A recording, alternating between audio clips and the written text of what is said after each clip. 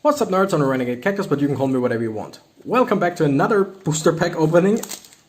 It's again the Throne of Eldraine. Why is it the Throne of Eldraine again? A, because I absolutely adore the whole set. Like, this is by far my favorite set so far, I would say. And also because on, like, our equivalent of Craigslist and stuff like that, I found kind of cheap, like, one of those booster packs goes for about $100 on Amazon, and I found this for $100, the box plus one collector's booster, which on its own goes for about $20. So it's not that cheap, but all in all, I saved some money technically.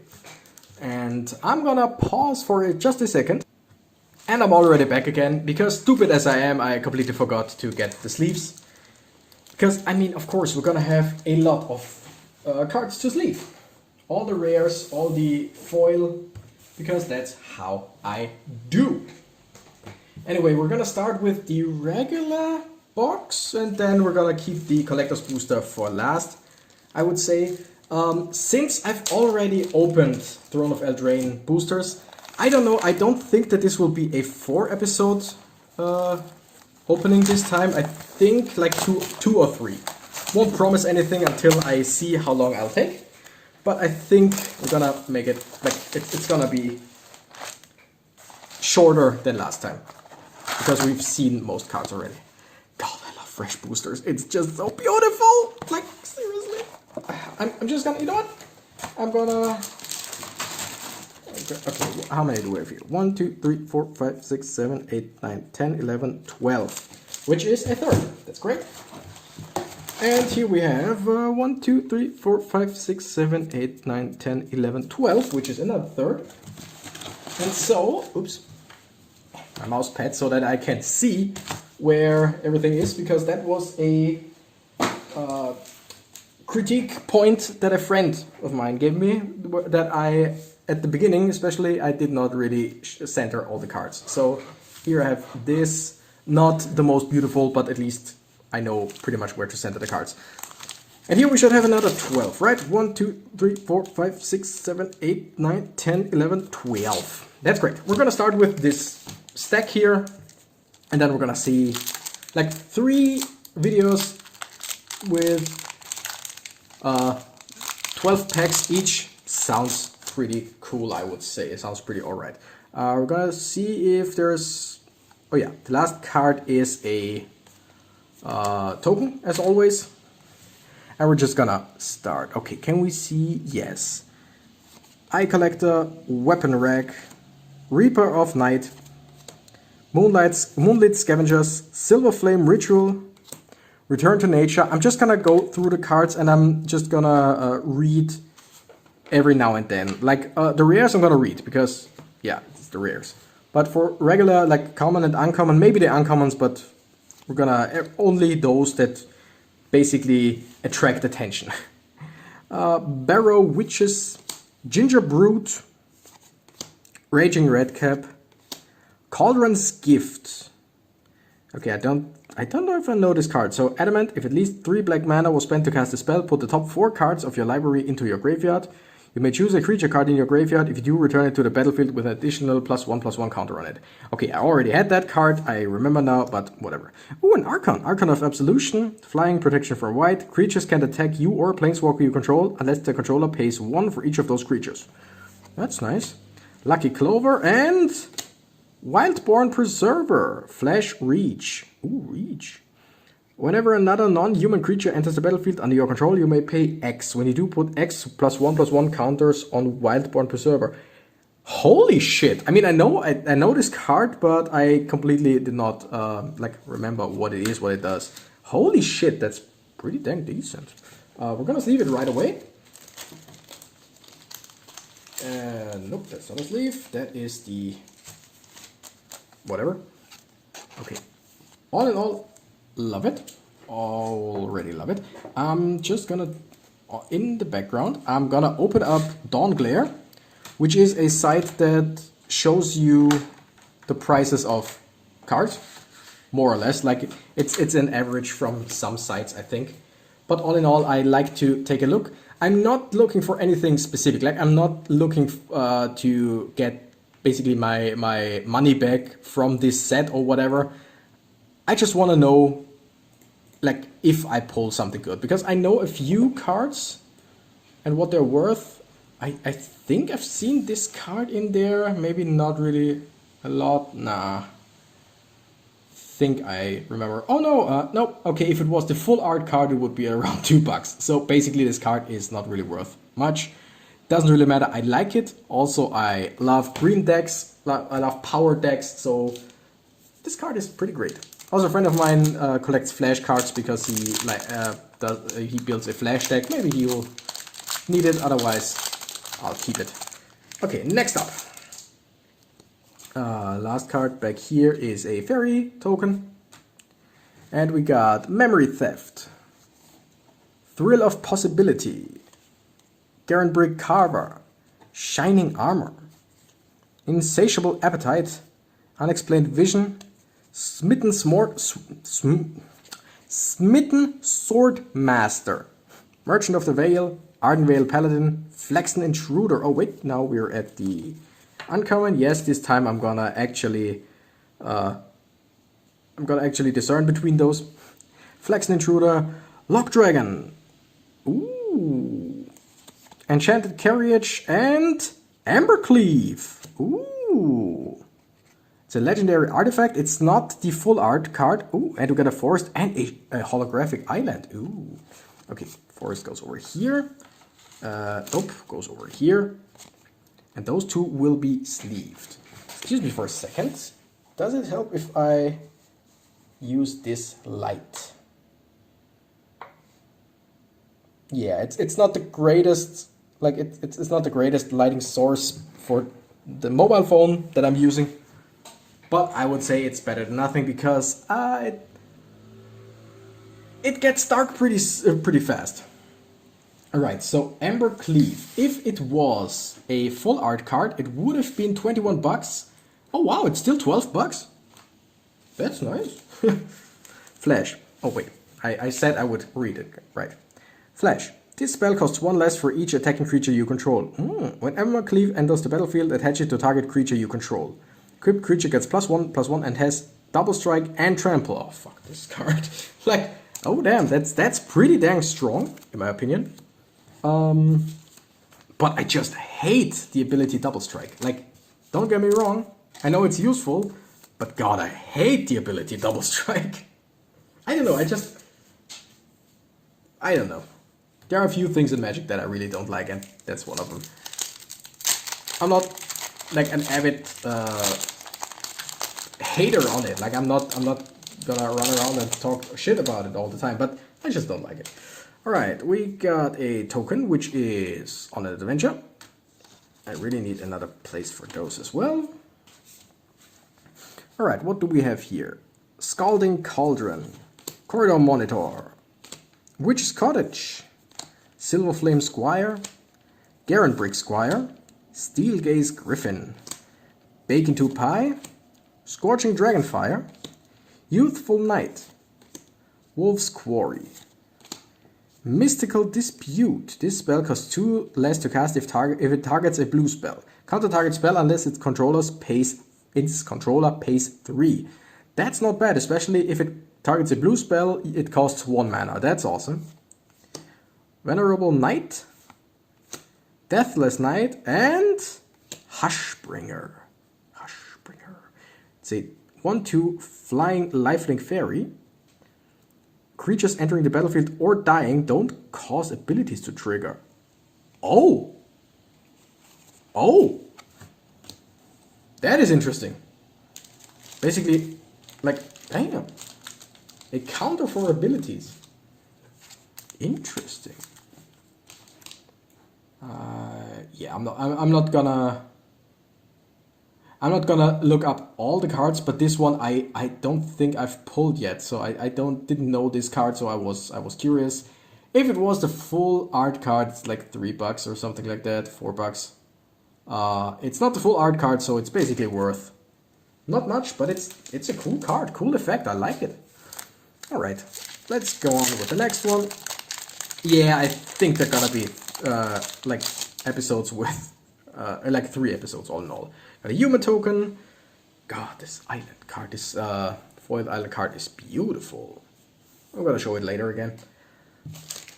All right, let's see. We got the Henge Walker, got the Wildwood Tracker, Mantle of Tides, Lonesome Unicorn. Didn't say please, a card that I have now 4 times in my mill deck, which I freaking love. Tempting Witch, Searing Barrage, Trapped in a Tower, Garenbrid Paladin, Embereth Shield Breaker, Sir Farron the Henge Hammer.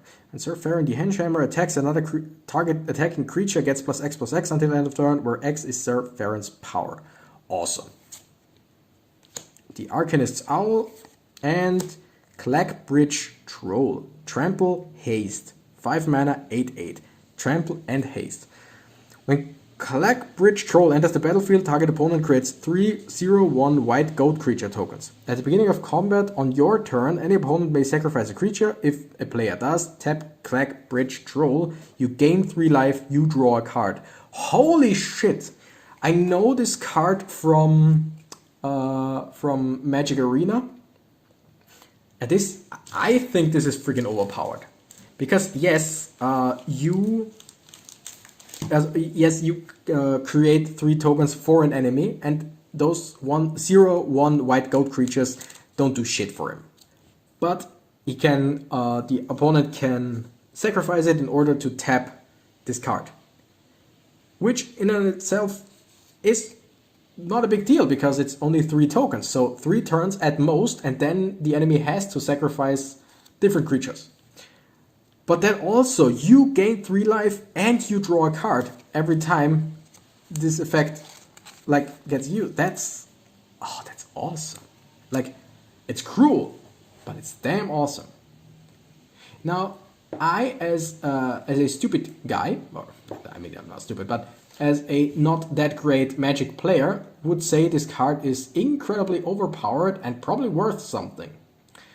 Now that I look at it, I mean, the full art card would be like $2, which again, I count as pretty much nothing. Like, not the $2 is nothing, but you know what I mean. If they're like the most expensive card in this pack is the Great Henge full art for $41. So a $2 card is, yeah.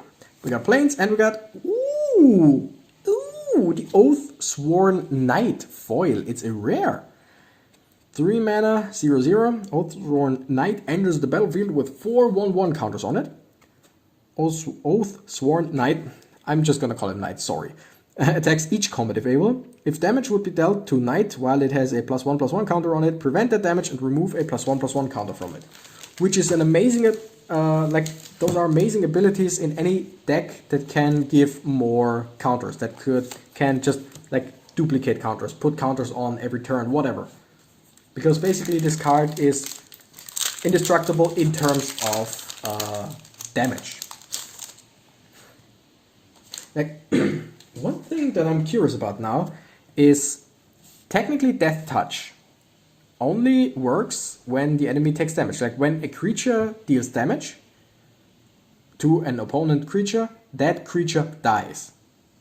But in this case, if it would be dealt to Oathsworn Knight, prevent that damage. So there is no damage, meaning Death Touch would be useless, right? Because without damage, there is no damage for Oathsworn Knight, right? I mean, that's how I would see it. I don't know if that's right or not, but that's an interesting thought. Idyllic Grange. Blow Your House Down. Signpost Scarecrow, Reaper of Night, Tome Raider, Barrow Witches, Barge In, Shining Armor, Fierce Witch Stalker, Trail of Crumbs, Hansel and Gretel and stuff. What I'm gonna put them over here so that I have more space for everything. Trail of Crumbs, Tournament Grounds, Shambling Steward. I don't know if I know that. Shambling Steward's power is equal to the number of artifacts and/or enchantments you control. Ooh. And the Feyburrow Elder. Ooh, not full art, still awesome. Awesome. Vigilance. Feyburrow Elder gets +1/+1 for each color among permanents you control. And tap it for each color among permanents you control, add 1 mana of that color. So 3 mana, and it's by default at least a 2/2, because you should have a green and a white permanent as well. Interesting. And we got a forest and ooh, another forest. Foil. God, I love foil cards. I love Magic cards. Magic is amazing. Like seriously. I mean, seriously. This month alone, or like the last 2 months, I spent so much money on Magic cards. I really need to stop. The thing is, I acquired some money due to some people owing me money that I finally got back, stuff like that, and I was like, yeah, you know, let's just, you know what I mean? Let's just. Faber Elder, the non-full art is $3. Full art would be like 6, 7. It's fascinating to me how the prices can differ on cards. Like this especially, it's not a very whatchamacallit, this is not a very expensive set, as in there are not really expensive cards. Like the most expensive one 41, the next one 33, like on average. That's not a whole lot in terms of value, but I so love this pack, it's incredible. Rosethorn Halberd, Beloved Princess, gotta do it like this, Dwarven Mine, Locktwain Gargoyle, Run Away Together, Lost Legion, Redcap Raiders, Silverflame Ritual, Marrowleaf Rider, Queen of Ice. Now we are the uncommons, Glass Casket, sorry, Elite Handhunter, awesome because I'm building a Menace deck. Ooh, Beanstalk Giant in alternative art. Power and toughness is equal to the number of lands you control, which for a 7-drop, holy shit, that's a lot. And the rare in this pack is the Wicked Wolf. I don't know if I have that card already. And we got Mountain, beautiful. Wicked Wolf, 4 mana, 3/3. When Wicked Wolf enters the battlefield, it fights up to 1 target creature you don't control. Sacrifice a food, put a 1/1 counter on Wicked Wolf. It gains indestructible until end of turn, tap it. Ooh! So basically you put it into play, you sacrifice a food, it's a 4/4, permanently 4/4 because it's a counter. Gains indestructible until end of turn, which means even if you fight against a 4/4, it lives. But then it gets tapped, like, which doesn't really matter in the first turn because it doesn't have haste, so it couldn't attack anyway. That's a nice card. God, I love green cards. I'm gonna build another green deck. When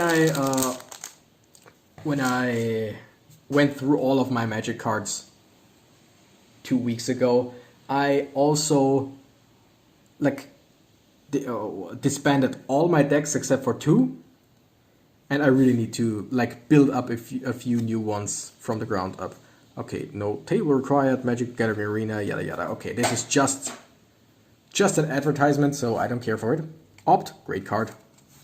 Gingerbrute, Scalding Cauldron, Rimrock Knight, Reeve Soul, Crystal Slippers, Ardenvale Paladin, Scorpcap Spider, I freaking love spiders in this game, Ventress Paladin, Malevolent Noble. Into the Story. This spell costs 3 less to cast. If an opponent has 7 or more cards in their graveyard, draw 4 cards. 3 less to cast. That's 2 and 2 blue. So 4 for 4 cards. That is pretty dang strong. Epic Downfall. Drown in the Lock. Beautiful card. And Fervent Champion. First strike, haste. 1 mana, 1/1 first strike and haste. When Fervent Champion attacks another target attacking knight you control gets +1/+0 on the turn. Equip abilities you activate, the target Fervent Knight costs 3 less to activate. And since pretty much every single, or almost every single equip ability costs 3 mana, you can basically do it for free. Ooh, that's beautiful plains. Not gonna look this card up right now because I don't remember seeing it even on the list. So same with the wolf. Doubt they're worth anything, but I don't care because I really want to make a knight deck as well, so this one would fit right in. we got a food token. I also, oops, sorry, I kicked the microphone stand where my mobile phone is on. I'm very sorry. I also put together all my tokens, so now they're all in one place, all in one space basically. I rarely use them, but now I know where they are. Crashing Drawbridge. Defender creatures you control gain haste until end of turn. Nice. Tall as a Beanstalk. Golden Egg. Witch's Cottage. Raging Redcap. Outflank. Fell the Peasant. Pheasant. Sorry, not the peasant, the pheasant. Please don't fell the pheasant. Peasant. That's Foreboding Fruit. Charmed Sleep. Foreboding Fruit. Ogre Errant. Claim the Firstborn. Spinning Wheel. Thunderous Snapper. Whenever you cast a spell with converted mana cost 5 or greater, draw a card. 4/4, 4 mana. That's awesome. And, ooh, Castle Garenbrig. Like, those lands are all, even in the regular not full art, are all worth something because they are just good. Castle Garenbrig in this case, $4. Not a whole lot, but it is freaking useful. Castle Garenbrig enters the battlefield tapped, unless you control a forest, which in a green deck, no problem. Add 1 mana, or for 4 mana and tap it, add 6 green mana. Spend this mana only to cast creature spells or activate abilities of creatures. I mean, you need 4 mana, 4 additional mana, because this is also a land, to gain 6. So basically you get 1 extra mana, technically. But in this case, you get 6 green ones. So if you have something that can only be played with green mana, and you have like blue and green, you can use this ability and basically convert them plus get 1 as well. That's pretty nice, not gonna lie. And by the way, rule of thumb in newer sets, full art cards are pretty much all the rage. Regular cards, not so much, but still. I freaking love all the cards I pull, even if they are worth like a cent, I don't care, I love them. Beloved Princess, I love her. Curious Pair, love him. Weapon Rack, love it. Prized Griffin, love it. Fairy Guide Mother, love her. Garenbrig Squire, love him. Wishful Merfolk, love her. Ariel and stuff. Wicked Guardian, yeah sure, love her. 7 Dwarfs, Frogify. Shepherd of the Flock in what's it called, alternative art. Ah, it's so beautiful. That's the reason why I fell in love with this set. Like first of all the fairy tales and the nods to fairy tales, and then the alternative art. It's just beautiful. Edgewell Innkeeper and Sundering Stroke. Sundering Stroke deals 7 damage divided as you choose among 1, 2, or 3 targets. If at least 7 red mana was spent to cast the spell, instead Sundering Stroke deals 7 damage to each of those permanents and/or players. Holy shit! I mean, it costs 7 mana. Ooh! And Kenrith's Transformation. I kicked the stand again. I'm so sorry. Like, this in a purely red deck, it is pricey. Sure, 7 mana. But if all 7 are red, then you can deal each of... Wait, yeah. Just targets. So you can deal up to 21 damage. Though not to the same target, of course. It says 1, 2, or 3 targets, so you have to choose different ones. But still. That's pretty awesome in my opinion. Alright, next up. We got 3 more packs to go. So let's see what we got here. We got a Human Rogue. Where they put them over there. Festive Funeral.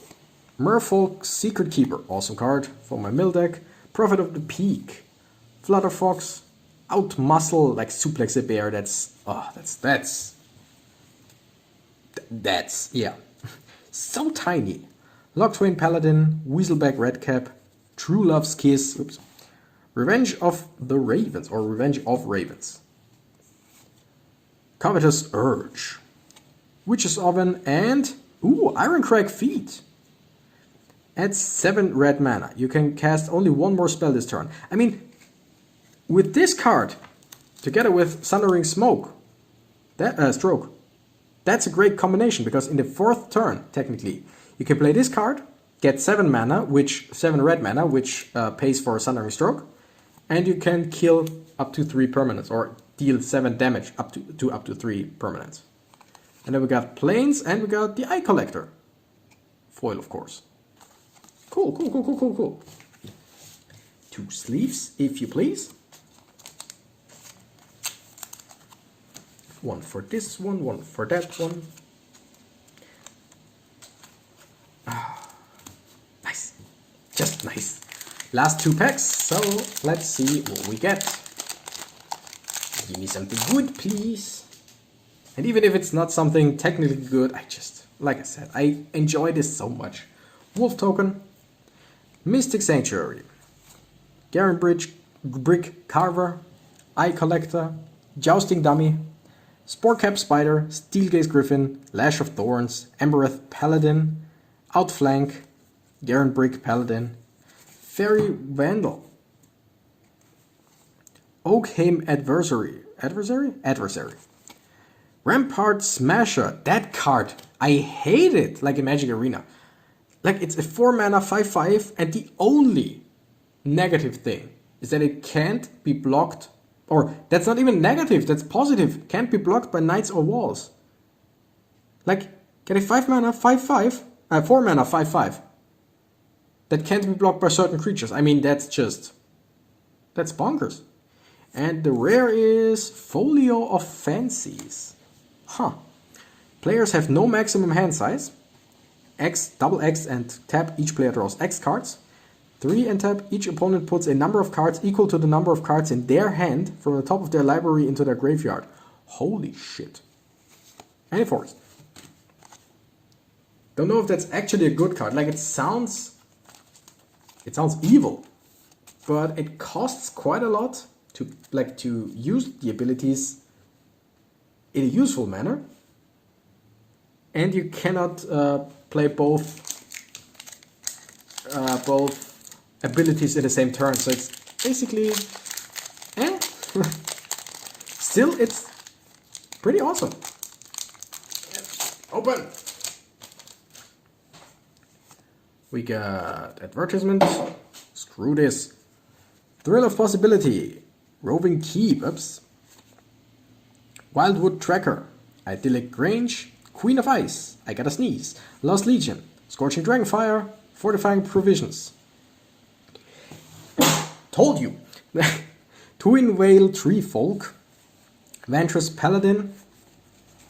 Righteousness. Target blocking creature gets +7/+7 until end of turn. Oh my goodness. Yeah, that card. Mysterious Pathglider. Flying, each creature you control that has an adventure enters the battlefield with an additional +1/+1 counter on it. Awesome. Wandermere.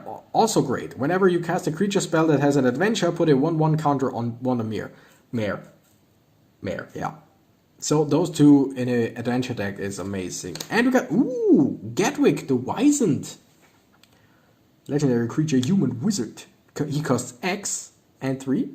When Gadwick the Wizened enters the battlefield, draw X cards. Whenever you cast a blue spell, tap target non-land permanent an opponent controls. Wow. And we got a swamp. Now I know, once again, this card is not worth basically anything. I see it on the screen. The full art card would be $3. This is not the full art card, but still, that's awesome. Especially since I don't think I've ever seen a creature card with X mana costs that isn't like it enters the battlefield with X counters on it. Like, this X just is for the ability and nothing else.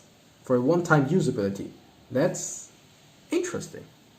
But anyway, that's it for this episode. I told you I would show you the island again because, I mean, just isn't it beautiful? God, I love it. I love Magic the Gathering art so much. The art is by Mark Poole. Mark Poole, you are amazing. Like all the others. Absolutely all the others. Anyway, this is episode 1. Yeah, it's pretty much exactly 30 minutes, so I think like 12 packs per episode is a pretty good deal. Thank you guys so much for watching. I'm Renegade Cactus and I gotta run. Bye bye!